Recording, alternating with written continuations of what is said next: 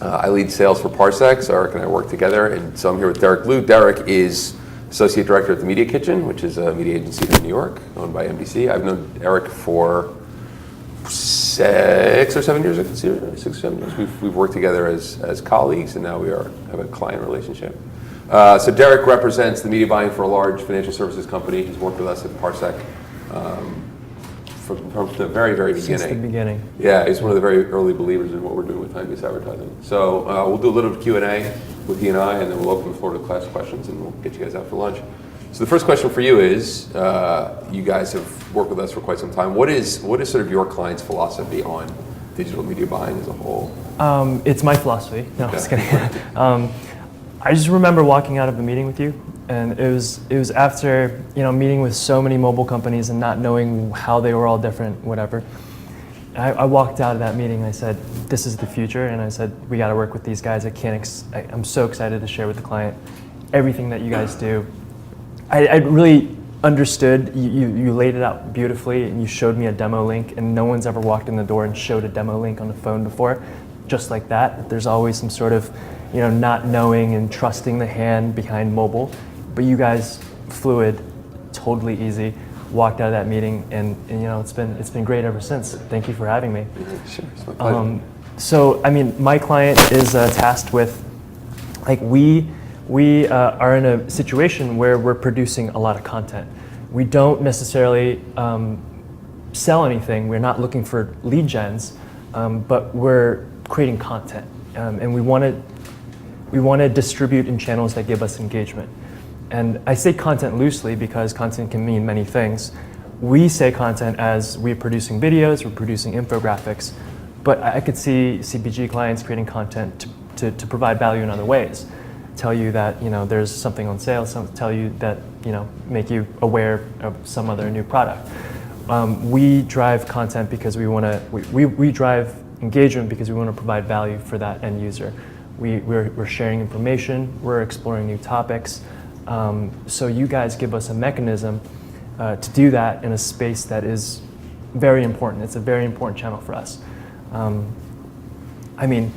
That sort of answers your question. Yeah. But when you look at all the channels that we have available to us, and as marketers, the only channel that doesn't disrupt attention is probably search. And I think you mentioned something to the form of maybe a newsletter or getting some sort of following an advertiser, maybe through social media. Mm-hmm. Search, social media, newsletters. Every other thing is so disruptive. No one ever recalls a pre-roll video on digital, but everyone's in that space. How many times have you recalled a TV commercial unless it was a really great one, right? Print, radio, all forced mechanisms of attention, right? You guys allow us to feel very comfortable with what we're doing on mobile, and you guys have created an opportunity where we're very comfortable knowing that we're not disrupting attention, we're mining for attention, we're mining for value, and we're able to syndicate our content in a space that has fleeting attention. How do you, this is a question we ask ourselves all the time, right? We're selling a different metric, we sell on a cost per second. You guys are all probably familiar with CPM. So when you're out there like we are, we're talking about a different metric like cost per second. Some of the worries that I have is people in Derek's position who aren't as educated or savvy on the topic of media buying when it comes to time is how do you have the conversation with your client about, hey, here's a whole new metric, here's a whole new opportunity for us to buy the attention that we're looking for. How do you cross that bridge and get them, frankly, as excited as you are? Slowly. Right. Everyone's very aware, and they're comfortable with the buying models that are before us, the CPCs of the world, the CPVs, the CPMs. But we've brought them along very, very strategically in thinking about time as an overall metric to everything that they do.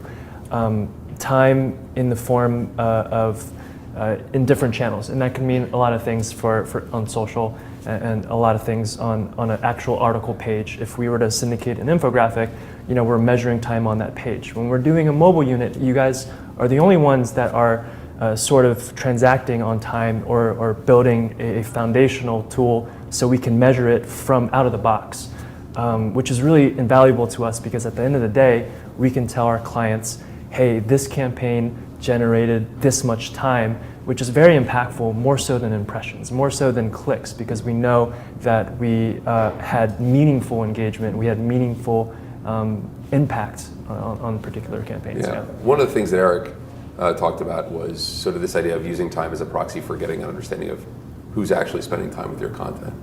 It's one of the things that we talk about is you start to learn a little bit more about the content that you have when you look at time as a measure of success and not clicks or impressions. What are the things that you guys are seeing as it relates to data that we're either providing to you, or what is the data that we're providing to you that theoretically is giving you insight into how you should be looking at the rest of your media buy? I think we've done what, 20, 25, 30 campaigns together? Yeah.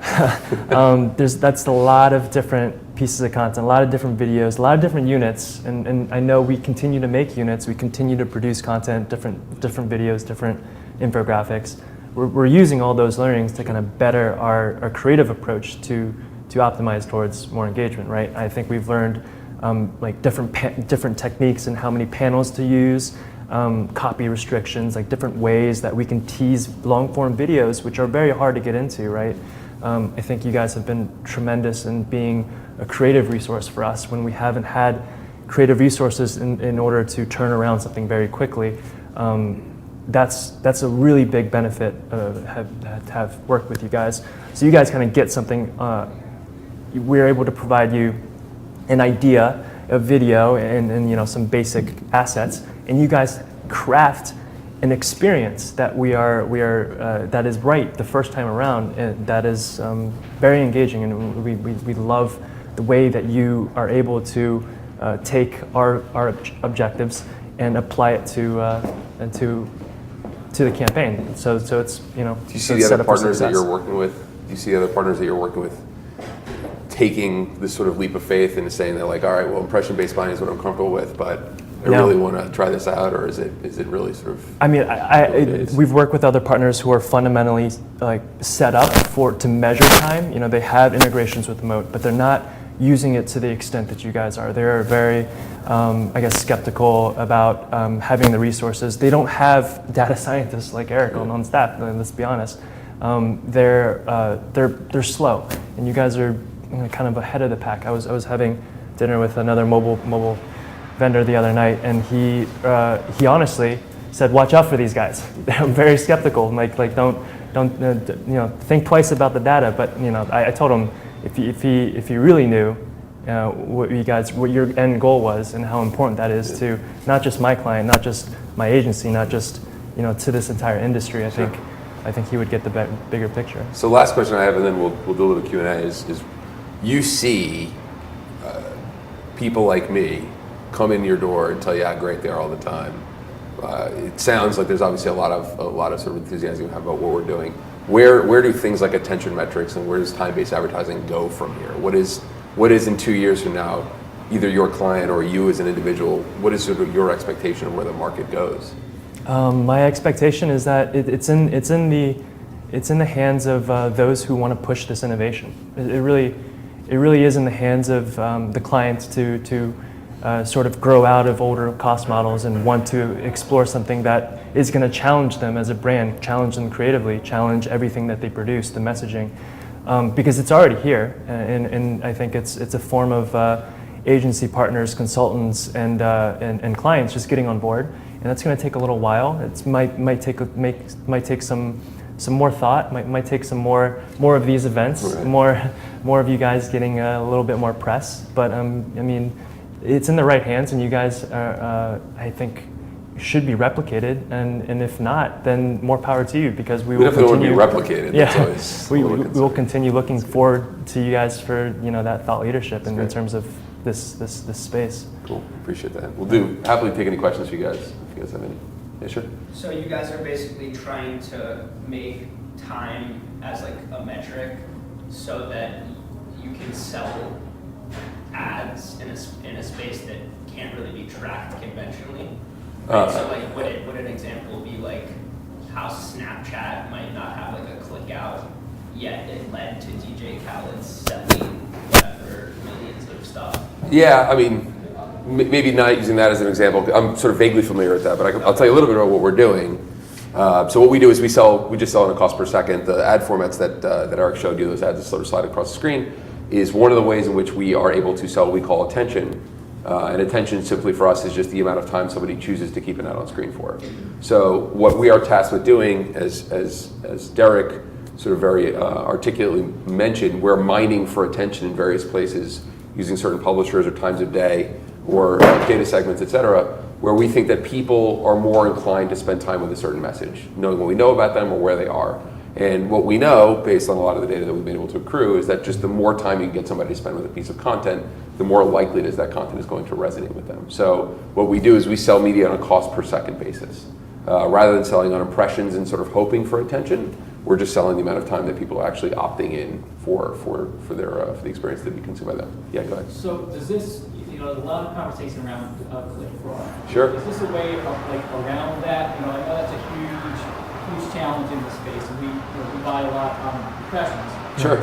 So, and one of the big challenges is always how trustworthy are the clicks that we're paying for, right? And so is this a way around that, or is it in addition to? Yeah. I think this, I'm sorry. No, fine. I think a young woman over here said something about, can you equate the time to a dollar metric? Yep. Because at the end of the day, that's really what we want. Yeah, so I'll unwrap a little bit there. So there is an awful lot of sort of opacity in the impression-based market. When you create any market, they're going to manage to the metric. And right now, what the CPM marketplace incentivizes publishers to do is to just run as many ads as they possibly can on a page, right? And the reason that there's bots is because those bots are just looking for looking for places that are serving lots of impressions so that whomever's on the receiving end of those bots can just get paid. And that's fraud. It's fraudulent. And you can use that as a proxy for clicks. You can use a proxy for impressions. It doesn't matter. Click fraud is very simple, right?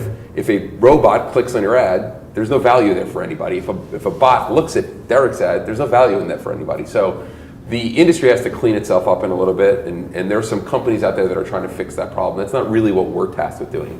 What we're trying to do is to create a little bit more predictability in what it comes to the amount of time you're getting for people to spend with your ad. There are a few ancillary benefits of doing this, which is it is not as susceptible to click fraud or as susceptible to bot fraud from what we've seen. Because of the nature of the ad format, you kind of need a human gesture to scroll the ad on the screen, and there are bots generally don't do this, unless you know of any bots that like to scroll around on ad pages, which God bless you if you do. Well, he's going to tell us, right, if the bot has a thumb, right? Right, exactly. So, yeah, this is good.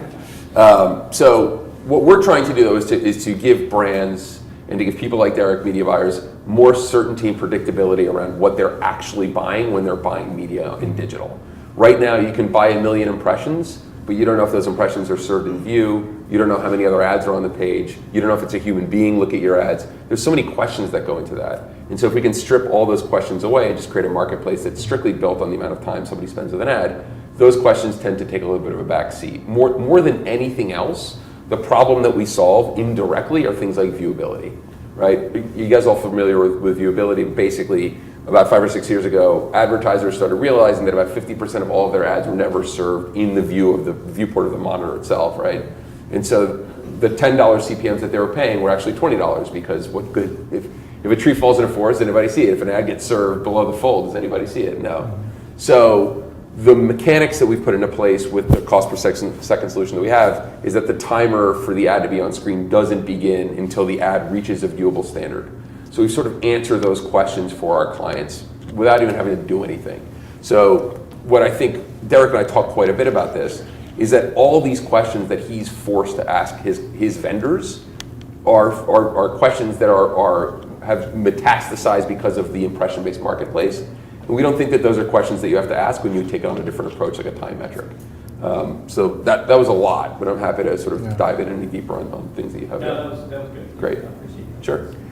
I would say that whatever action you're trying to have the end user take, do not force them onto the platform that they are currently in. And that's one approach and one solution because you guys do it so well. We're able to feed our content without having that person leave their initial experience, much like what's happening in social. And that's why we're seeing such strong success with the engagement from our campaigns is that we're not forcing people off to our.com to then engage with our content, which we know doesn't work, which we know if we're going to put someone else on the site to then drive a conversion, you have to worry about that back-end tracking. You have to worry about whether or not those were accidental clicks. You have to worry about, to a lot of extent, there's going to be a lot of drop-off. But if you can put it in the experience, house it there, then you can optimize towards it right then and there. Yep, that's what we heard. Yeah.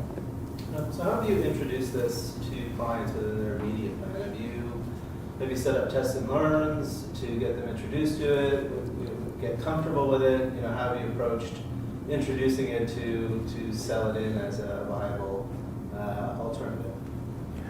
That's a great question. I would say when we first started, we were CPM. You guys first started as CPM models, and then we slowly moved into this cost per second. And what we did was just show them kind of the difference and identify, what are the benefits of moving to this model. A lot of the stuff that Zach talked about were built-in capabilities already existing, but because we start with cost per second, we're able to, out of the box, optimize towards the metric that we care about the most. If we do a CPM, we're not necessarily optimizing towards engagement, right, in real time. But if we move to cost per second, that's what we're doing in real time. So what they do is they see a campaign before on a CPM basis, and you might want to do a A/B test CPM and then a CPS buy, and then you could see the incremental lift and the end goal that you guys want the user to engage with. Yeah, what we find is in our business, when you have you look at media in general, there's a lot of vested interests that have invested a lot of money in CPM, and my job and my team's job, it's not easy. It's a hell of a lot of fun because we think we've sort of devised a better mousetrap. The conversations we generally have go in three directions. The first is you just get the early adopters that are enabled by their clients to just try new things. And Derek is a testament to that. I mean, when we first started, Derek and I sat down in November last year talking about time-based advertising. I was like, yeah, this sounds like this makes a lot of sense. You don't have to prove it to me now. Let's make it work. There are only so many of those people out there, unfortunately. We wish there were more.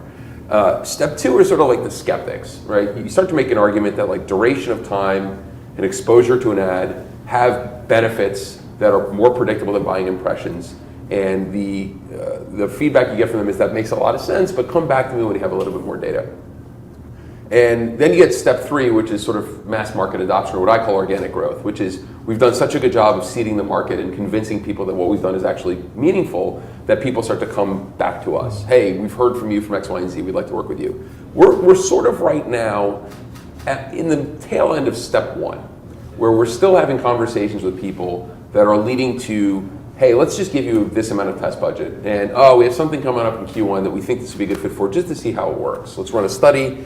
We like to talk about Eric a lot because he's so tall. He's also exceptionally capable. But we really want to give our clients all the feeling in the world that when they work with us for the very first time, that they're actually gleaning useful information out of it. It's not just, how did we do? Your click-through rate was good.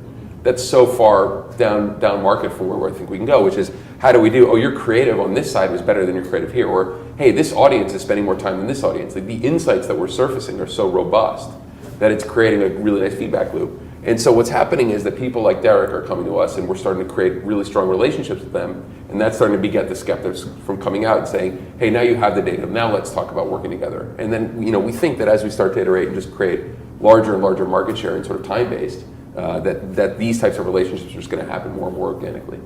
Yeah. Question. So if we make the assumption that the CPS model is going to produce more ROI than CPM, Yeah. and the assumption that creative is obviously going to make a difference. Sure. I think this might be more for Derek, but maybe for you as well. Are you seeing drastic differences with those ideas in mind, but across different industries of who you're advertising for that are more successful than others? Does that make sense? Yeah, it makes a lot of sense. I can cover that. You can talk specifically. Sure. So our goal is to, right now we have sort of a managed service, right? It is me and the rest of the Parsec sales team that goes out there and tries to convince brands to buy media on a time metric. And those are always really great conversations. The goal in the long term is, can we actually create a marketplace that'll enable brands to bid on a cost per second basis for the attention that they want from the people that they want? We're not there yet. But I think to sort of get to that point, requires a lot of intelligence on how the market is sort of reacting. So things that we see that perform really, really well is just endemic placement of content on certain sites. We run an ad for BMW and you put it on Car and Driver, it tends to do pretty well. And that's not surprising. Same goes for CPG. When you have a product that's meant for pets, pet food, and you put it on a dog enthusiast site, it tends to do pretty well. So that's sort of the lowest hanging fruit for us to start to get in front of. Then you start to take a step forward, which is a lot of the stuff that Eric and his team work on, which is where are the sort of, not the black swans, but where are the untapped markets that we think we can actually get people to spend time with your ad? If we swap those two things, we put a BMW ad on a pet food site, would it do any worse or any better? And that would be really, really interesting for us to know. And then you start to actually surface audience-based insights where we can go to you or to Derek or whomever and say, we know that women who live in Minneapolis between the hours of 8 and 12 on a Tuesday are 10 times more likely to buy your product. And we know that because they've spent 15 seconds or more with your ad, and that is indicative of a behavior that we think is intended to buy. And those are the types of insights that we're starting to surface. What I can't say is it more efficient at driving end-to-end sales? It's not really what the intention of cost per second is. Our intention is to create more specificity, more predictability on upper funnel tactics that lead to down market sales, down funnel sales. So one of the things that we're working on quite a bit on for a CPG advertiser is cooking people who have spent more than 15 seconds with an ad, with the idea being that at some point in the near future, that's a really valuable audience for that person to retarget with a message that's going to convince those people to buy. That's the kind of stuff that we're after, which is not necessarily saying what is the direct ROI, but it's how much more intelligent can we get about how we deploy our media capital using time-based advertising as the upper funnel consideration. Yeah. Just a really quick answer to your question. I don't think, I can't count the number of times a colleague has come up to me and said, I just saw your ad, the other day, the swiping ad this weekend, or my father saw a swiping ad on a publisher that he reads every day, and I don't get that kind of feedback or recall from any other digital ad that we do that's in the wild. And I think that's just a testament to the experience that we created that's like really memorable. And I know that person, I don't know if he watched the full video, I don't know if he made a click through, but that type of reaction is something that it's been missing in the mobile space, right? Because we have fundamentally, like 2 years ago, I've worked with the millennials, I've worked with the operas and the big ones that just really could care less about user experience, could care less about your business objectives. And these guys, they create experiences that people want to engage with. And I think that's what you have to marry into, because at the end of the day, it is going to be an engagement model. Yeah. That's what you're looking for. You're looking for people to want to enjoy something from the brand, and whether or not that ends up being a purchase, I think that is further down the solution right now. But I think that's something that these guys can optimize towards, just like they optimize towards engagement for us. Yeah, we find ourselves, with respect to Derek's client, saying Derek's client is very fond of longer form video, and I think in the mobile space, long form video may not be the perfect creative conduit. We've talked quite a bit about what if we could short the video to 10 seconds? What if we could short the videos to 6 seconds? And we start to see where drop off happens on these videos because we're looking at duration of exposure. And in our mind, having been a media buyer myself, it is so much better than having your client ask you, hey, how are you doing? And saying, well, our click-through rate is really good, and I don't think anybody really buys that means a whole lot. Whereas we can say, well, we know that people that are spending more time with our ads are remembering our brand more, or they're showing more intent to buy our product, or they're more eager to hear more from us. Like that's an insight. That's so much better than looking at something that I think is what CPM does, which is just looking at two metrics, CPM and CTR and CPC, and just crossing your fingers and hoping you're getting good stuff. I think we have gone severely over, so I appreciate everybody patience. Any other questions, we're happy to take them, but if not, yeah, please. Just out of curiosity, you were talking about first movers, Sure. people who are eager to adopt your product. What industry does that tend to be? Yeah, our largest accounts are auto, entertainment, financial services, and luxury. And there's some commonality actually between those four, which is they tend to be very heavy print advertisers. And I think that because they're heavy print advertisers, there's a little more receptivity to this idea that you can turn the pages of a magazine, see a full page ad, decide how much time you want to spend with that ad, and then continue turning when you're done. The behavior, the sort of cognitive load on how we surface the ad format is very similar to a print ad. So I think that those have been the clients that we found the most receptivity to. And as a result, the supply that we work on, the publishers that we work on are commensurate with that. So folks like the Wall Street Journal or Business Insider or Forbes or New York Times are willing to work with us because we have the advertisers that are sort of befitting of those brands. When you say financial services, are you meaning more investment clients that have investment companies or banking assets? We have a client. Yeah, sure. It's That's okay. Yeah, it's both. There's really, I mean, it's everything from credit card signups, not signups, let me rephrase. Credit cards that are branding opportunities like relaunches to financial services to investment banking. That's sort of where we are. We have run insurance, yes, absolutely. Travel and tourism is really cool too because, I'll tell you why, somebody sees an ad, spends time with it, and they go to the Turks and Caicos, and we're running an ad for the Turks and Caicos tourism board. You can start to create correlations between like, wow, we know somebody spent 15 seconds with an ad, ended up in your country. And that's really cool. I think that there's a bigger conversation on attribution that this industry doesn't want to have, which is, attribution is a really funny thing, right? Last touch attribution, like, oh, Google got this click and they bought this product, therefore Google gets 100% of the credit. That's unfair because there's so many things that led up to that person deciding to click on that ad. You know, it's almost like, did my second grade teacher have any impact on my college thesis? Like maybe. There's like, it's there, but like you can't really suss it out. So we're not here to say that like if people spend more time, they're gonna do what you want. What I think we're trying to say is if people spend more time, there's a higher degree of likelihood that they're gonna do what you want. And that predictability is something that impression-based buying just doesn't really let you do because there's so many other variants that go into how those things work. Sure, a pleasure. Well, thank you guys for coming. It's great. Thanks, everyone. Yeah, good.